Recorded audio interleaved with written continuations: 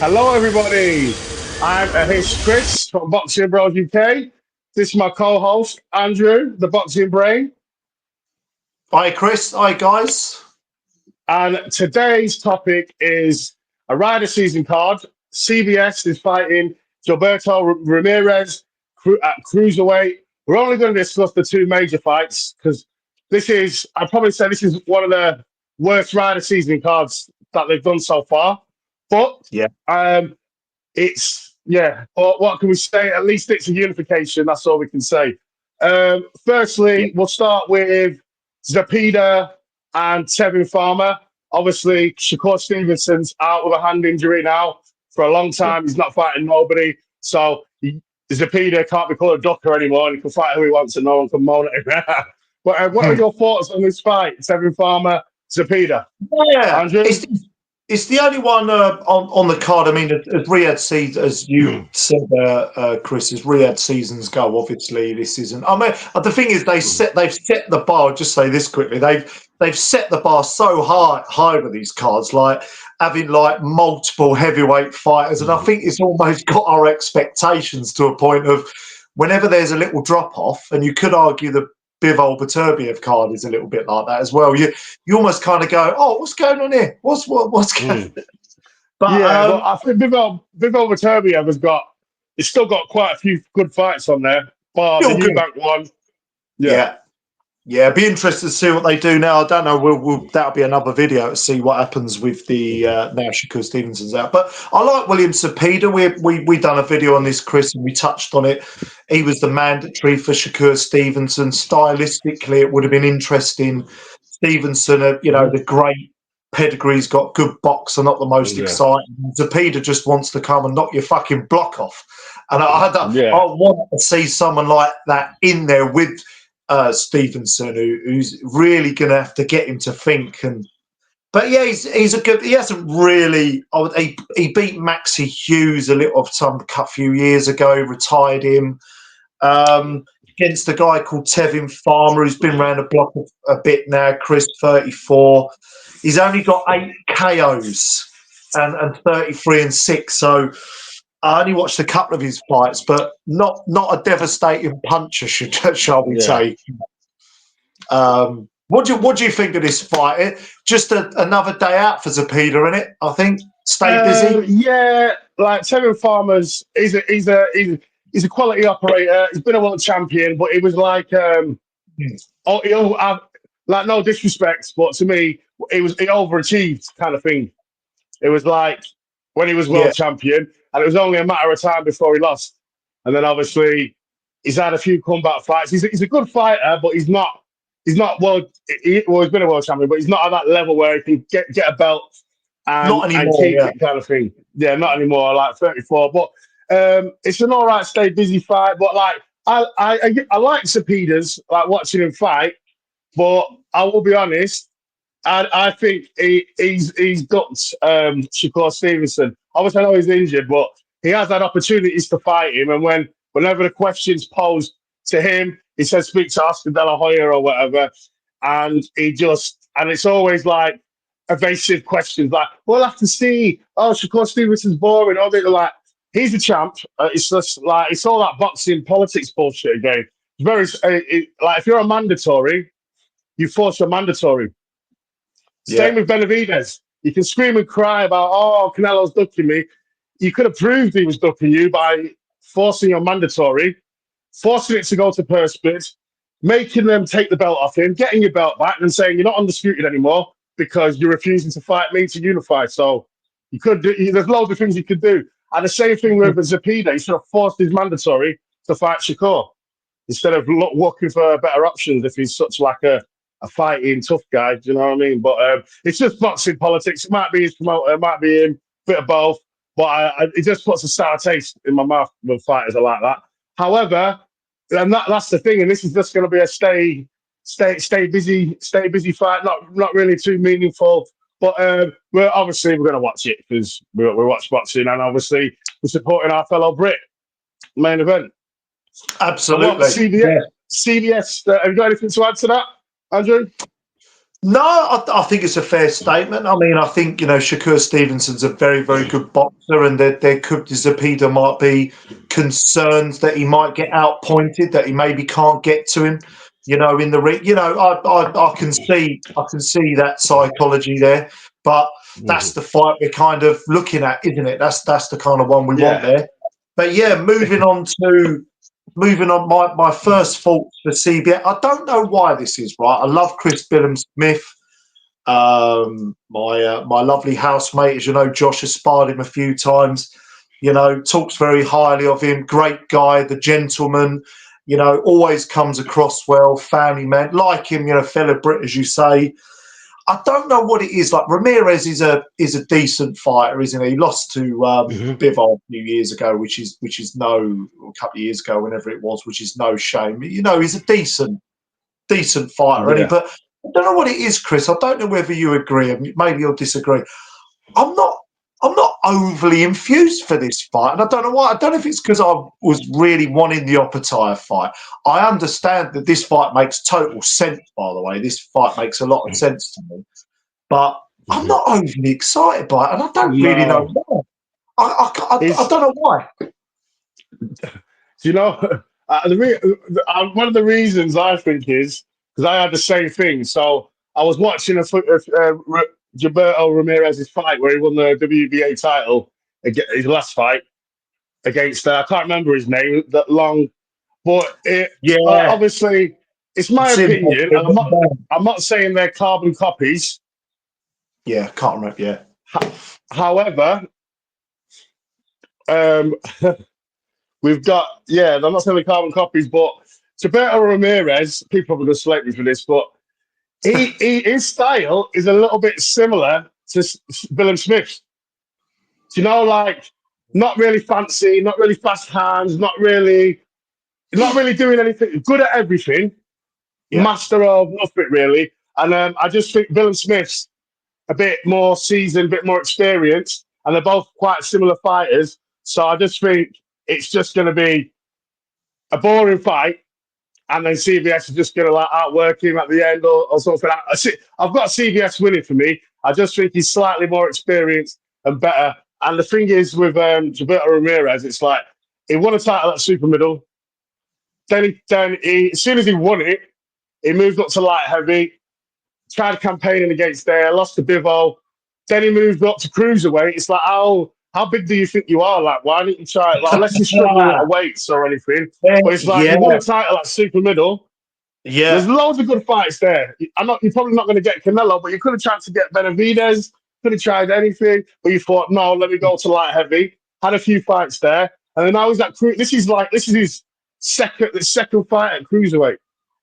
Yeah, that's some good points there, Chris, actually, because I know with the Berlanga fight, I always think Berlanga's like massive for super middle, a bit like Benavidez. Like, can't see him staying there, but I understand why you want to stay there, because if you're big for your weight, it's a big advantage power-wise. I understand it, but I don't know. Yeah, I think it's a fair assessment. I mean, stylistically, I suppose they're fairly similar. I suppose I've just got a horrible feeling that this fight is going to be a grab, a bit like the Okoli fight with Chris Billum-Smith. I mean, I was so proud for Chris Billum-Smith, but it weren't a great fight to watch, and that was mainly because of Okoli, to be fair. But stylistically, I've got a feeling they're going to be stifling each other's work, falling into each other. I just got this. I'm going to be watching it, and I'm partly looking forward to it, but I think it could be a bit of a scrappy affair, to say the least. So I do agree with you on that. I hope not. I think it's going to be scrappy because, like, both of them, they're not clean workers, are they? They're not crisp, clean, accurate. And but obviously Ramirez, he's game. He's a Mexican. He's game. He does like to have a tear up and that. And I just think because they're a bit similar in like speed and stuff, that no one's really miles better than someone else at anything. And I think CBS has got the power and he's got the experience because he's been a champion at cruiserweight, defended it a few times. We've seen with the Riakporhe fight, like he's confident, like I'm the boss. And the thing, what's most smart about, even though I don't really like this fight, I want the Joe Arpataia fight. CBS, if he wins this, which I do think he will do, I think he's just got a little bit too much for his. He's got now. He'll have 2 belts when he goes to the negotiation table. Even though Jay Arpataia said you can have more money, but he can definitely say I want more money now. And this is like a little warm up, another like ticking over fight before he goes into the main undisputed biggest Ring Magazine champion, the biggest threat at cruiserweight. So instead of rushing into Joe Arpataia, maybe getting beat by him, and then trying to be a contender fighting someone else again, he's giving him the best chance when he doing it this way. Even though I would rather he didn't, but it's better for him. Do you think he'll try and go for that? I can never pronounce his name. The WBC crew, the Mikhailian. He might even try and go for one of the others after this. Yeah, and then so we might not see the Arpataia fight. I mean, obviously Arpataia's got to get through. I expect him to get through Massey, Chris, in October. I think we all. Massey's a good guy. I think people write him off because they maybe don't know much about him. But if Massey will give him round, I'm pretty sure of that. But we're expecting Arpataia. We won't see Arpataia fight until next year because CBS is fighting in November. Yeah. Then he's going to have his Christmas. Then he's going to recover from Christmas in January. Then, say if he does have a fight, you're talking February, March, you're talking April time when he's back in the ring. And Jay Arpataia, he wants to be, he's fighting in October, and then he's going to want to fight again in January. He's not going to be wanting in January or February. He's not going to be wanting wait until April, June time. He ain't going to do that. So it's a pain.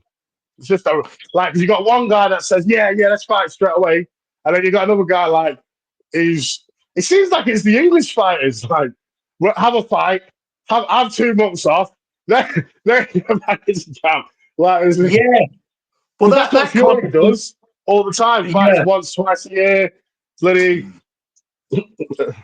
stranglehold in the divisions. But I suppose it brings me on to I wanted to bring it on to the point of, riffing off of what you said earlier about obviously it gives him a bit more clout if he can get that. But I do expect him to beat Ramirez, although I don't think it's a foregone conclusion, but gives him a bit more clout having those 2 belts going into the negotiation table.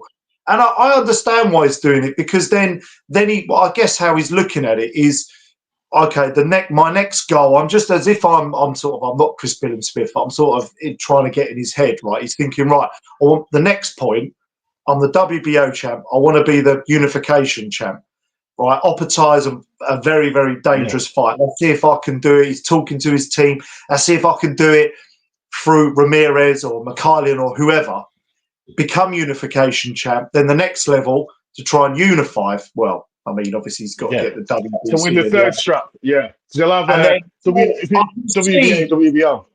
Yeah, I can see what he's maybe trying to do in terms of calculating risk reward. So it makes sense from a boxer. I hate boxing politics, same as you do, Chris. But from a boxing politics point of view, and in terms of his career where he's at, because he's 33. It's a great move for him. Yeah, I do think it's a good move. Now, all of the main boxing casual fans, but bollocks! I want the Arpataia. I didn't want this. I get that, but it makes sense for him. So what can you do? That's it. And sometimes, like when you're a boxing fan, you've got to go through these fights. And I do think Chris Billam-Smith will fight Jay Arpataia, but I just think he's making sure that he's 100% match ready for when he does it. That's why he thinks just one more fight that's a little bit easier to get me match fit and ready for Joe Arpataia. Not only got similar styles, but just being busy and fighting at a certain level. But don't sleep on Ramirez because he has got fire in his belly. He can back down on his gumshoe. He's a tough kid. His power's not really there. It was more there at super middleweight. Like we've seen that at light. His power wasn't really there at light heavyweight, but he's got a good engine. He keeps on going, you know. So Yeah, to because the late round. So he's got 30 KOs, but that's the lower weight divisions predominantly, obviously. it's not mainly. It's like he went through super middleweight. He won a title, and he vacated. Then he moved up, and then he had 4 fights at light heavyweight, lost to Bivol, and then it's like cruiserweight. I just think I think his ideal weight is light heavyweight. To be honest. Yeah. Well, I he don't didn't think he needs to be want all going the at other cruiser. smoke, though, Chris, did he? He didn't want all the other smoke at light heavyweight. He Yeah. thought the cruiser division, if you take Opitire out of it, you know, Breeders has just retired. You know, Breeders would have still given her all the top 10 guys. He was a top 10 guy himself, wasn't he? For sure. Problems. I think he looked at the cruiser and thought, well, obviously he's the WBA, you know, super champ. I think he looked at it and thought, oh, I got more chance here. Take Opitire. Yeah. I can be a champ. I understand it, but, you know. Because Ramirez was probably looking at Smith and thinking, like, I'm a bit younger. I think I'm a little bit fresher than you. Not been in as many wars. I'll have you. Like, both guys. It's more of a winnable fight for them than any of them unifying with Jay Apataya, and then let the winner fight Jay Apataya, or go and get the WBC belt and stylistically, and then fight Joe Apataya. You know, stylistically, I know that this is a different video. I know if we ever get there, but I just think Chris Billam-Smith, and you alluded to something earlier, he's kind of like a 6 out of 10 everywhere. You know, he can punch a bit, he's durable a bit, his movement's okay. You know, everything's kind of a 6 out of 10 with CBS, similar to Ramirez. But stylistically, I think he's all wrong for Opitire. Opitire's faster. I think he would catch Chris Billam-Smith a lot. Oh, he's all wrong. Yeah. All wrong for Opitire. And obviously, I'm just being honest, in my opinion. And the thing is, as well, it's if he gets that over strap, because he ain't the favourite. He ain't the favourite in this fight. So it's 50-50, like, do you think, Chris, this fight? Do you think it's more 50 than what? I'd say it depends. If it's in Saudi Arabia, 50-50, but it's not going to be because it'll be flat fees. If it's on a Saudi show, it's just going to be flat fees. It's not going to be. There's no percentages, is it? Turkey Al Sheikh just says, "What do you want? What do you want?" There you go. Make the fight, and I keep all the money from the show. But in terms of who wins, do you think this is a 50-50? I'd say what, the Ramirez, or if Ramirez fought. No, Ramirez, Chris Billam-Smith, it's not a 50-50 for me. Like, obviously, maybe people if Americans are watching this and don't know about CBS, but for me, Chris Billam-Smith is going to beat him. I'd say 60-40 CBS. Yeah. Like, he's my pick. But if Ramirez won, I'm not going to be like, oh, wow, that was a shock. It's like, oh, well, I did say he had a chance, but I'm going with CBS. I've got, I suppose, we're moving on to predictions in conclusion and predictions. I think my gut on this is that Chris Billam-Smith, in a tough, messy, scrappy night's work, gets a split decision. I think a split decision win. That would be my gut. What about you, Chris? I'm going to go Chris Billam-Smith, 12 rounds, unanimous decision. Yeah, that's what I'm going for. Yeah, I just think because Chris Billam-Smith has got better since he's been champion. Yeah, like he has like the Reactor fight. He knew how to pace himself. Yeah, like better because you know what? Like he just goes in these wars and starts swinging it out all the time. Like he weren't really. He doesn't really do that as much now.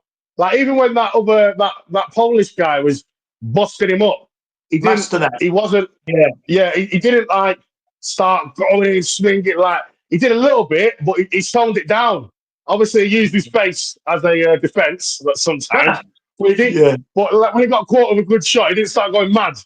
He just kept on trying to get them body shots in, breaking him down. He stuck to his game plan even when he got caught. Like he's a bit more disciplined. He can pace himself a bit more. Like, he's an improved fighter at world champion for me. I think Shane McGuigan's done good work with him, and I know he's a big admirer of Chris Billam-Smith. And I do agree with that. I think I've noticed, in particular in the Riakpor fight, wasn't it? The thing with Chris Billam-Smith, like they aren't always, you know, he is. I do like him as a fighter because he's an example in sport of you might not have, and I'm not saying he's not talented because he definitely is, but he's an example of someone, Chris, in sport that if you give absolutely everything, you know, as they say, you know, as that quote, you know, work hard. Was it hard work beats talent when talent doesn't work hard? And Chris Billam-Smith is a prime example of that. He gives it absolutely everything, and he's a world champion. And I don't think 10 years ago, 8 years ago, people would have, if dare I say, with all due respect, would have thought he'd be a world champion. So, you know, and his ring IQ has got better, and his fight management has got better. I definitely agree with that, pacing himself. So, you know, taking more of that experience into the Ramirez fight is only going to stand him in good stead, isn't it? So, yeah, that's it. Well, I think we better wrap this one up, and we will see you tomorrow for the Langa Canelo post-fight review. We're not going to do a preview for that fight because can't bother. I don't really care about this fight, to be honest. But if it's a good fight and whatever the fight is, we're going to talk about it because it's Canelo. Fingers crossed, I can get a bloody stream of it, or but I probably fingers crossed I can watch it because I refuse to pay for that pay-per-view. I'm not paying. If I can't get it on my Fire Stick, I'm going to bed. I don't give a shit. I'll watch it on YouTube in the morning. I'm not paying 20 quid. We're supposed to get, like, you get the English.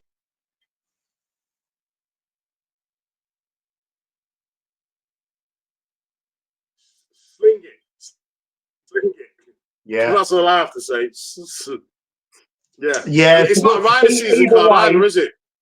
We'll try and I mean, well, Caleb Plant's on there, and a couple of, I think, it's PBC. It's PBC and Matchroom. No, PBC. PBC and Matchroom. I know. Who'd have thought that? Who'd have thought them working together? The nuts. But so that anyway, Al Heyman. We did that in that video though. We knew he was going to come crawling to the table.